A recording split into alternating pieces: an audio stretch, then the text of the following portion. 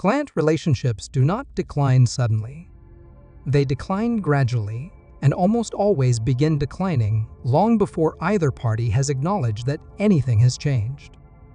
The visible signs that a relationship is in trouble, the difficult conversations, the missed renewals, the lukewarm referrals, the requests for discounts that never came before, those are not the beginning of the decline. They are the late-stage symptoms of something that started much earlier and much more quietly. I learned to recognize the early signals the hard way.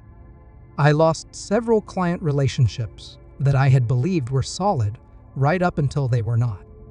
And in each case, when I traced it back, I could identify a specific moment where the relationship had started moving in a direction I had not noticed because I was not looking for it. The moment was not dramatic. It was a small shift in the quality of the engagement that I had either missed or dismissed at the time. Most client relationships start declining at the point where the client stops feeling like a priority. Not because the founder has consciously deprioritized them, because the founder's attention has been distributed across enough relationships and enough operational demands that the individual client's experience of the relationship has thinned in a way they can feel even when they cannot name it. In the early stages of a client relationship, the founder is typically fully present. The onboarding is thorough. The communication is responsive. The work gets the founder's best thinking. The client feels the weight of that attention, and it produces a specific kind of confidence in the relationship. They feel known. They feel like their situation has been genuinely understood. They feel like the person they hired is genuinely invested in their outcome. As time passes and the relationship becomes more established, that intensity naturally reduces. The founder knows the client now. The work is familiar. The communication becomes more routine. The responsiveness that was present in the early stages becomes slightly slower because other things are competing for the same attention. None of this is malicious or even particularly noticeable in any single interaction. But across a series of interactions, the cumulative effect is that the client gradually moves from feeling like a priority to feeling like a retainer. That shift from priority to retainer is the moment the relationship starts declining. The client has not said anything yet. The work is still getting done. The invoices are still being paid. From the outside, the relationship looks fine. From the inside, the client has started running a quiet assessment of whether the value they are receiving still justifies the investment they are making. That assessment almost never gets communicated directly. It just accumulates until it reaches a threshold, and then the conversation about not renewing happens, and the founder is surprised because from where they were standing, nothing had visibly changed. The signals that precede that conversation are almost always present if you know what to look for. Response times from the client get slightly longer. The enthusiasm in their communication becomes slightly more muted. They stop volunteering information about their business that would give you context for the work. They start asking more questions about deliverables and timelines in a way that suggests they are monitoring more closely than before. They stop mentioning the relationship to other people in the way they once did. Each of these signals individually could mean anything.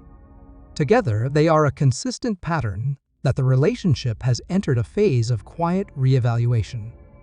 The founders who retain clients at high rates are not the ones who do better work. They are the ones who have built relationship maintenance into the structure of their business so that the shift from priority to retainer never fully happens. They have systems that ensure each client receives a regular signal that they are still being thought about, still being invested in, and still mattering to the people they are working with. Not because the founder is manufacturing that signal artificially, because the structure makes it natural and consistent rather than dependent on the founder remembering to do it when they have capacity. What those systems look like in practice varies, but the underlying logic is consistent. Regular check-ins that are genuinely relational rather than purely operational. Proactive sharing of relevant information that demonstrates ongoing attention to the client's situation rather than just delivery of agreed outputs. Periodic conversations about what is changing in the client's world and whether what they are receiving is still the right thing given where they are now. Small gestures that signal investment in the client as a person and in their success as something that matters beyond the invoice. The most important thing I learned about client retention is that it is much easier to maintain a relationship that is healthy than to recover a relationship that has already started declining. By the time the signals are visible enough that a founder notices them without looking, the relationship has usually been in decline for weeks or months. The window for easy recovery is in the early stages when the signals are subtle and the client is still running their quiet assessment rather than having already reached a conclusion. Building the habit of looking for those early signals requires treating relationship health as a metric you actively monitor rather than something you assume is fine unless a problem surfaces. That means having a regular rhythm of checking in on the health of each client relationship, not just the status of each client project. The project might be on track while the relationship is quietly deteriorating. Those are different things, and they require different attention. The moment a client relationship starts declining is almost never the moment the client says something. It is the moment the client stops feeling like a priority and starts wondering whether that feeling is telling them something they should act on. Your job is to make sure that moment never arrives, or to catch it early enough that it can be reversed before the conclusion is reached. Next, we are going to look at something that surprises almost every founder who examines it closely. Why your revenue grows, but your profit does not, and what the structural reason behind that gap actually is. I will see you tomorrow.